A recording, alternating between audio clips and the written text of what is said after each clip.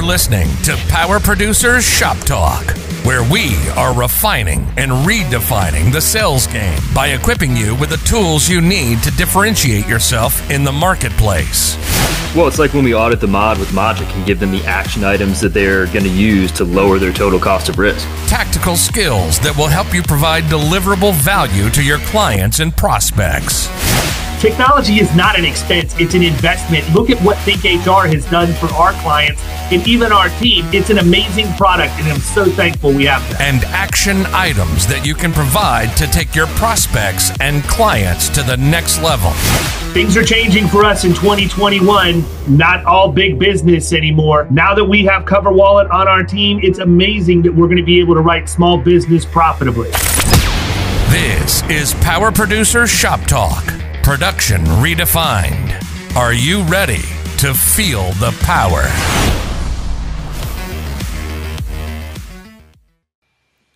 Hey, Rudy, welcome to Power Producers Shop Talk, where it is Friday, and I have a lunch date with my wife when we're done recording.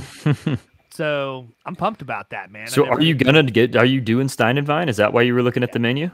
I'm always, nice. I look at their menu daily. I know you do, but that's part of my habits, but yeah. It's part of the routine.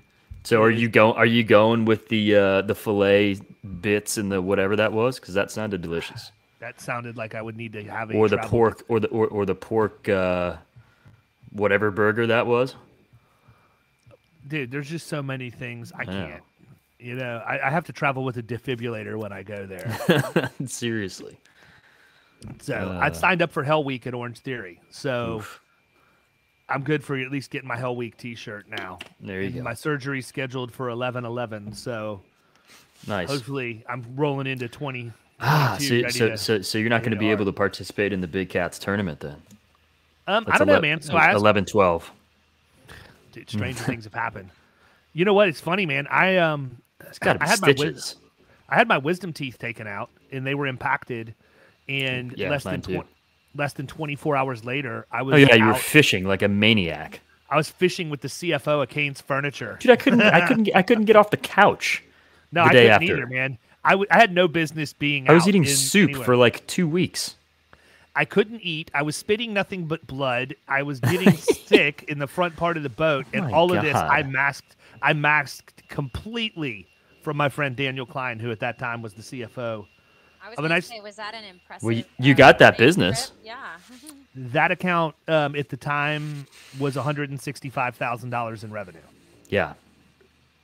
So sometimes you got to the agency. Oh. Yeah. So sometimes you got to take one for the team when you got a $165 on the line, man. I can fight through a lot listen, I've done a lot of stupid stuff for a lot less money. So that's fair. Look, has anybody told you, like, you need to, when you're going through this personality assessments or whatever, what are your motivations? And people seem to take it negatively if one of your motivations is money. I don't think that's negative. I don't think so either. We all have our things. It doesn't mean you're gold digger like they say for ladies. Yeah, no, I don't think there's anything. I think, and truthfully, I don't want to go down this rabbit hole per se, but I am going to address it because it's something that I believe in. We all get paid commission. That's not enough. Yeah. I mean, like for me, it's not enough just to know that I'm getting the commission, and the commission's really, really good. But I can use some of that money that I'm making to buy things, and things are what I like, right? For sure. So, for example, I always said, like, who's in sales and not motivated by money? I mean, like, right. Yeah. So for me, for example, when my book got to $1 million, I had the goal that I was going to buy a Cartier Roadster, period. Yeah. That's what I wanted. I wanted a Cartier Roadster. I had wanted one for a long time. And every time I started getting close to that threshold, I'd leave the agency I was at and I had to start over. So finally, when I got to Florida Risk, I got my Cartier Roadster. Yeah. But I mean, what's that? We need a photo. Oh, I've posted it. I've done it. I did a video. Yeah, no, I've posted it before. And so to me, that's the thing though. The money is motivating, but just knowing like if I want something and I'm willing to work hard enough and I can look at the long term of it. Because it's not like I was just going to go close one deal and run out and buy that watch. It's not a cheap watch. But I mean, it's just like we went through this exercise this week. I set a goal this year that I wanted to buy my wife a really nice tennis bracelet. Mm-hmm. And I said, I will buy it when I hit X. And so last week, or actually Monday of this week, I picked up her brand new tennis bracelet because that's what I set the goal for. I don't think it's wrong to set goals for material things if you're going to reward yourself for doing your job at a very high level. Like, I think you have what's the point of having the money? Like, right. It's no different. But I'm not the type that's going to say I want to make $1 million this year. Even if that's what I end up making, I'm going to be more motivated for saying I want the R8. Right. Yeah. I want the Audi R8. Like, what's my next able threshold? to do with that's the next thing I'm going to buy. Mm-hmm. Because that's more tangible. It's like, if you've got a goal that you're working to that's tangible like that, whether it's an item or a trip or whatever, that's much more. That's why insurance companies have that stuff. Every single time the insurance carrier rep comes in and says, "Let me tell you about our trips," I'm like, you know what? Why don't you just give me 10% more commission across the board this year? I'll take my own. I'll go on my own trip. Yeah. I mean, I'm not interested in. I mean, yes, the trips are good. They're well done. You make relationships with other people, but I mean, to me, that's not necessarily what motivates me. But all that to say, Crystal started her agency from scratch. You have some partners, correct? I do. 2 partners. Mm-hmm. So we set the table a little bit last week. Let's talk a little bit now about what that journey was like when you decided, because you were at an established, well-known firm. I imagine doing well, right? Mm-hmm. And decided, you know what, time for me to go do my own thing. Why? Well, I just looked around and said, I was working at an energy company, a 90,000 employee company. And so there's just bureaucracy to fight through there. There's, a limit to what I can do if I'm not going to be a general counsel. I'm not a technical engineering person. So really, what is my end goal here? Well, I looked around and thought, what is my expertise? I've worked in insurance the whole time. If I go back into the agency world, I can successfully run an agency. I do have the skills and technical knowledge to do that. And luckily, we're fine as a one-income household. If I was going to keep working, it needed to be for something more than just a paycheck. It simply stated. It really needed to be. And building and growing a company is really what I wanted to do. So that was the only way. I wasn't going to build and grow an oil and gas company since I wasn't an engineer, unfortunately. Mm-hmm. So what were your biggest fears? Well, of course, I don't want to even say that, people know the term golden handcuffs. Okay, I'm not in that. I was not in that category, but it was a sufficient paycheck that, you have to think twice. Am I going to leave this behind without a guaranteed, and where am I going? So that, I would say you seem a little bit more risk taker than I am. I'm pretty risk averse person. So being an insurance, I'm not. I'm a freaking gunslinger. It's the Wild West with me. I am a risk averse person. So, just thinking about, making sure you have your partnership agreement right. How is your office going to be set up? We need our own E&O, all the kind of, I need to put all the pieces in order to feel comfortable. I didn't just jump out. My one of my partners, he's more like you. He's like, let's go, let's do this, let's roll. I'm ready to rock and roll. It took me almost 18 months to get, to get through my due diligence process and make sure that things were going correctly.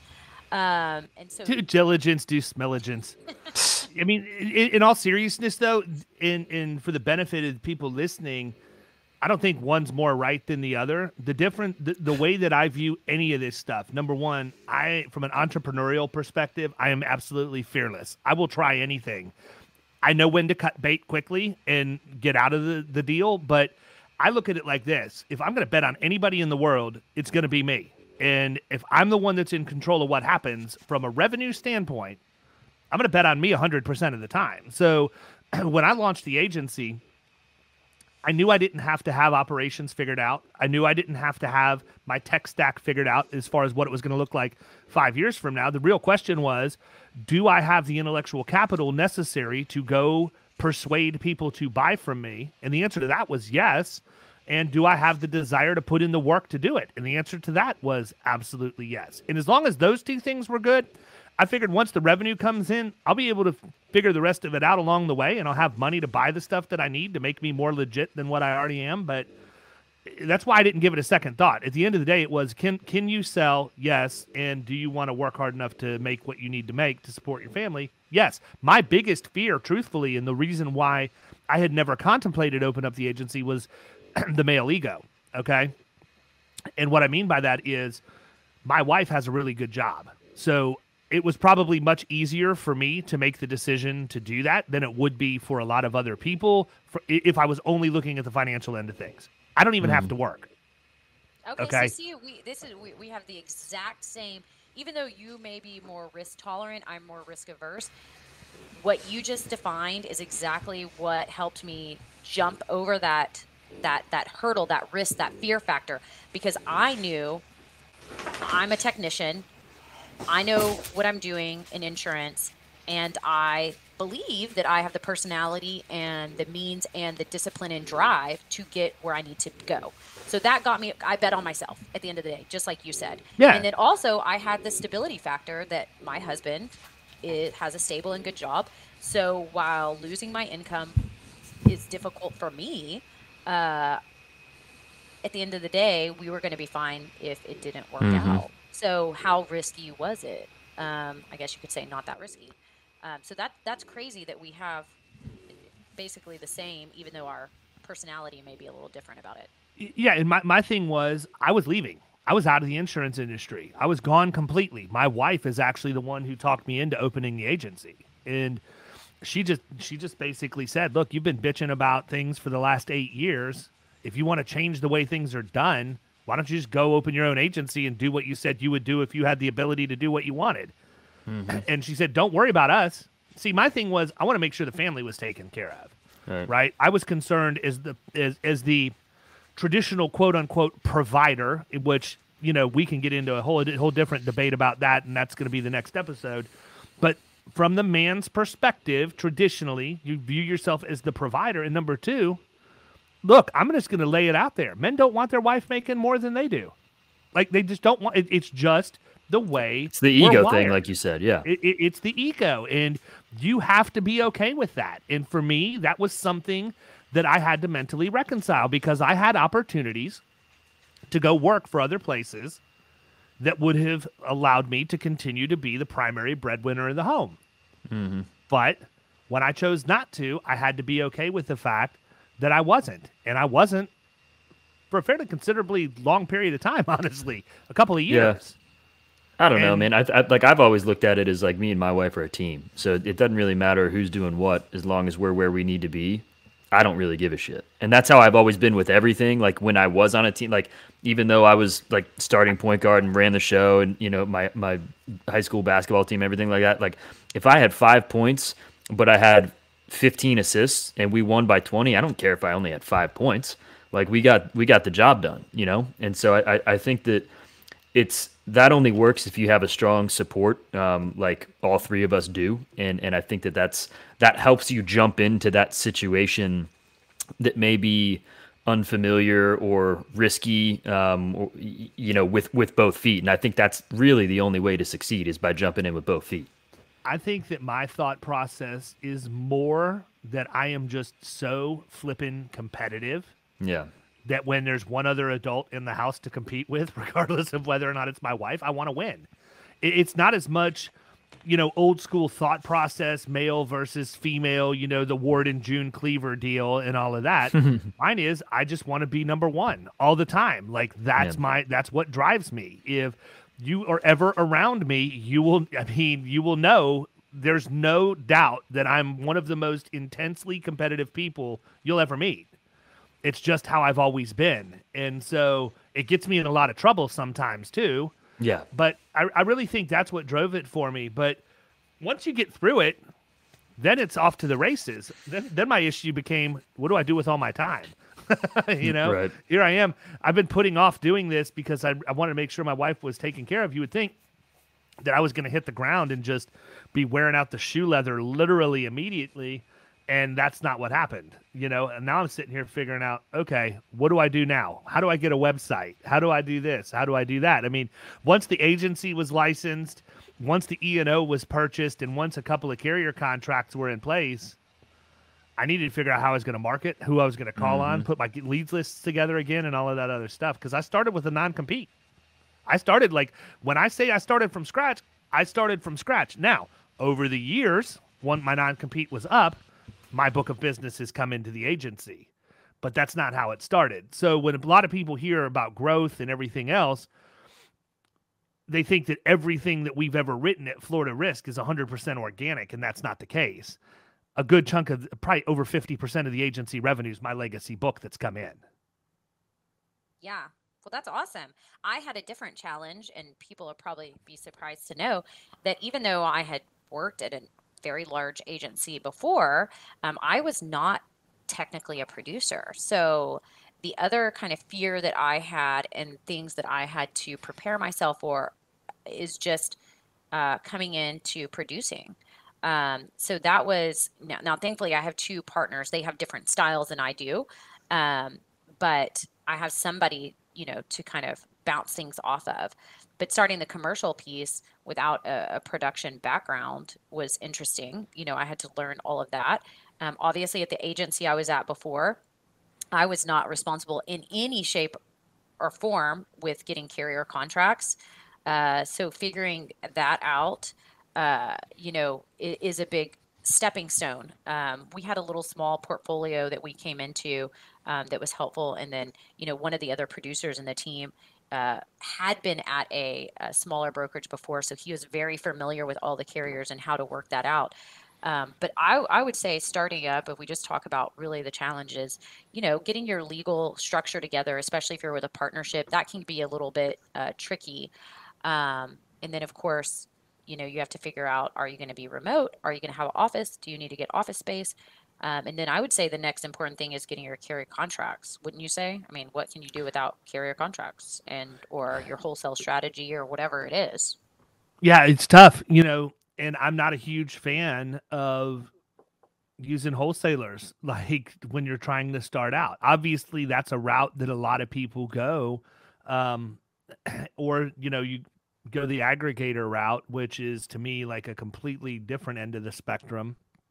And then you have companies like Indium that are out there that are just network access, period, market access, that you still own all of your book. There's not a buyout clause, but you have the ability to get sub producer codes and things like that.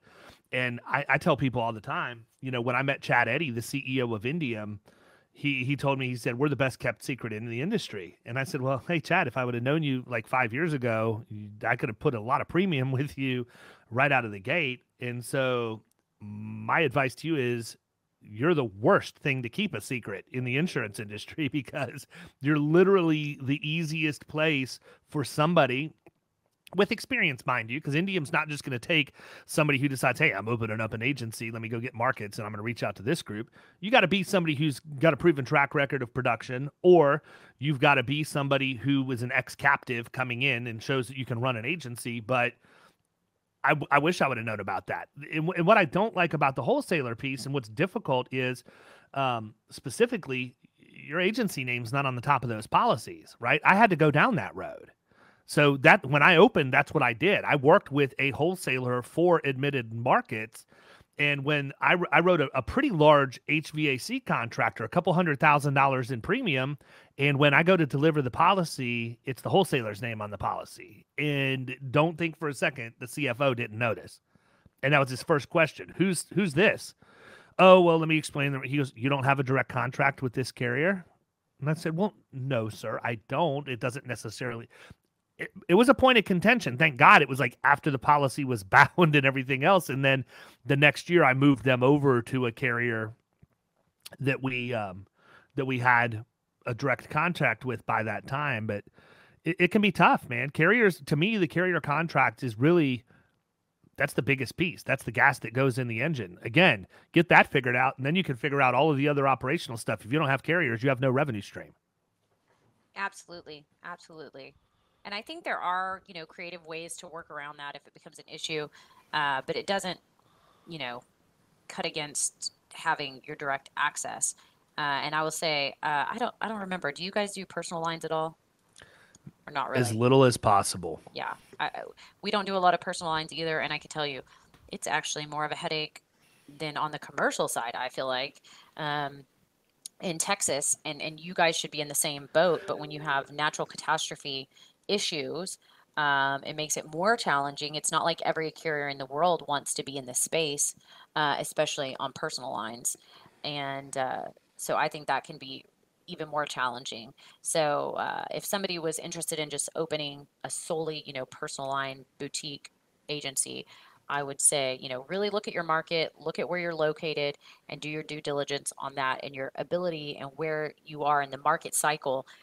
Because right now in Texas, it is very hard to grow on the personal line space because of the losses with the freeze and the hurricane and other issues that's been going on. So Well, it's funny because I actually have an account that's domiciled in Houston. It's not domiciled. It's domiciled elsewhere, but we have a location in Houston, and I had to put the coverage together for this distributor there. And when I did, and the numbers came back, I'm like, wow, I feel like I'm at home. I mean, I was expecting these incredible rates and everything else, and Houston may as well be Tampa, Florida, in my opinion, based off of yeah. what I've seen. Yep, it's not for the faint of heart. That is for sure. There's a lot of challenges that go on, and so again, personal lines. Normally you would call that kind of vanilla compared to some of the manufacturing and challenging things that you and I might work on. But because of these factors, it makes everything more complicated. When I talk to agency folks up, like in Minnesota and different places like that. It's just like easy street compared.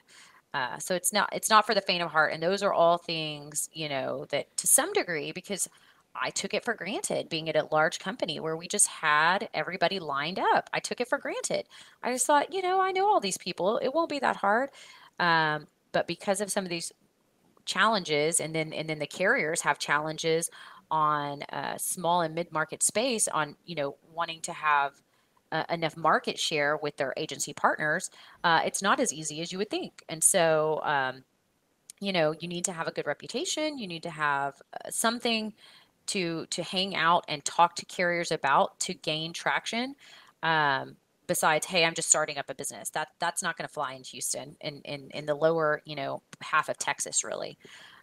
So those are some of the challenges, and I'm sure that there's unique challenges in California, Florida, and other areas of the U.S. as well. So, What was the biggest thing that surprised you? So, and I'm interested in hearing your comment because you said it was an 18-month due diligence process. it wasn't. It was just working out all the details. I mean, So, my so partners, I what knew. didn't you get through in that due diligence process that surprised you? What didn't I what? What didn't you go through in the due diligence process? Did you miss anything at all in that due diligence process that ended up coming up as a Well, surprise or whatever as you and my partners would probably say the same thing. I would just say that when you're working, I've worked with a lot of on difficult projects where you have stakeholders that can be similar to a partnership, but it's not when it's your own blood, sweat, and tears, your own equity. So just there are just sometimes difficulties, even with the most agreeable personalities, in getting things done. And so I thought that we spent all this time up front getting things done. Well, there's still things, that you have to work through and challenges that are going to come up and hiring issues and all those kind of things. We don't have any big issues, but it's still, I would just say to summarize that it's more work in running. I thought having a smaller team would be easier, and it's not actually. Having a bigger team at a bigger company is easier. So it's just, you just have to be prepared. I mean, if things are going on, you have to make time. You have to make time for your employees. You have to make time for your partners. Sometimes they probably think they're making more time for me than the vice versa because I'm so, OCD about everything. But I'm definitely not working less.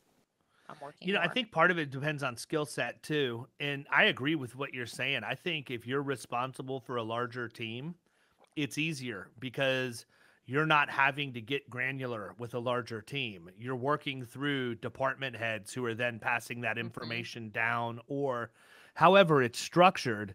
But when you have a smaller team, I deal with this now. When somebody wants an answer to a question, I'm the one they're going to come to, and at some point we'll get to the point where it's not as easy to get to me as it is right now. I don't necessarily want that to be the case, but that's going to have to be the case for us to scale. I can't control everything. And so I agree with you. I think that when you have a smaller team, it's a more personal interaction. I think there's a greater potential that you'll hurt people's feelings as you interact with them. I'm extremely direct. I'm used to the larger teams, so when people say, they ask me for an answer to a question, my definition of the answer is the shortest way to get from point A to point B. I'm not going to give you a beautiful word picture that's flowery and syrupy and full of emotions. I'm going to try and answer your question in a yes or a no. And if I can't do that, it's going to be in as few words as possible. Absolutely. Yep. And I'm the same way. So, you have to work on, at some point as you grow, everybody has to work on how you deal with and, modifying your personality a little bit to fit different personality types. But I'm a really direct person, and, that can be a challenge for some people. The other thing that I would say is what's hard. And I don't think this is, just us in the small agency. I think that's probably us as in entrepreneurs with smaller boutique businesses in any industry. Hiring is a challenge. COVID has not made that easier. That Great Recession that people talk about is a real thing. And we see that the bigger companies are throwing crazy amounts of money at people. And, with a small company, we cannot compete with that. So hiring can be a challenge. You always just got to keep your eyes open and be ready when a good person is available, because it's not hard. I mean, I in Houston, I'm sure it's the same in Tampa. We have all the big players in our back door. And so where 2 or 3 years ago, maybe companies our size weren't competing with the big guys on talent, it was just a totally separate pool. I think now there's more cross poaching. And so it's just made it even more challenging for us to hire. So hold on to your people. But also be open to new ideas. I have a call every Friday morning with the people over at Savitel, which is a VA company that has started out of the insurance industry.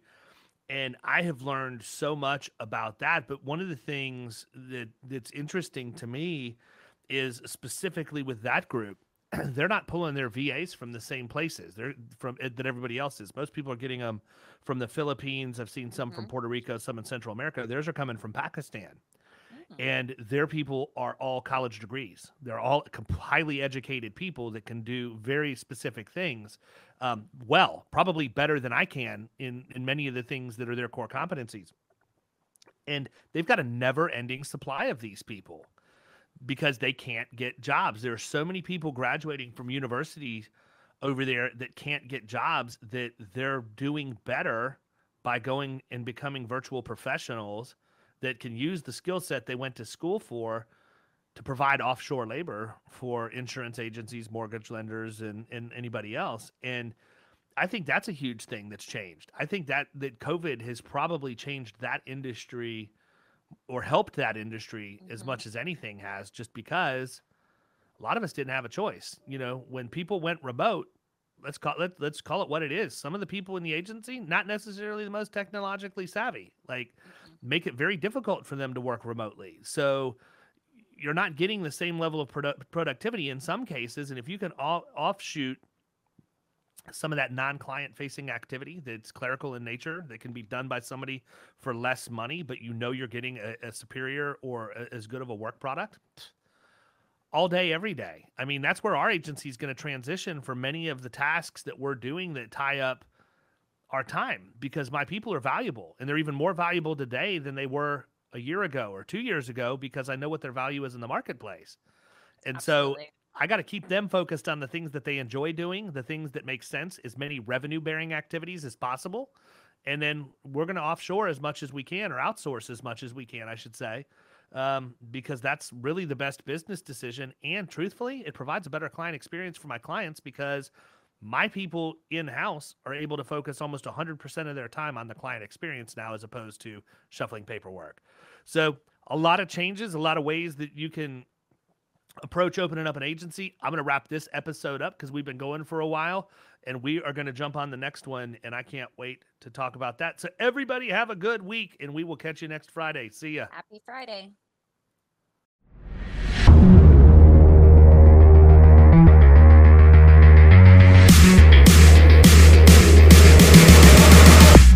You've been listening to Power Producers Shop Talk. You can follow us at the Power Producers Podcast on Facebook and Instagram. And if you want to take your game to the next level, check out our commercial insurance training course at killingcommercial.com or visit Amazon to pick up a copy of our international best-selling book, The Extra 2 Minutes.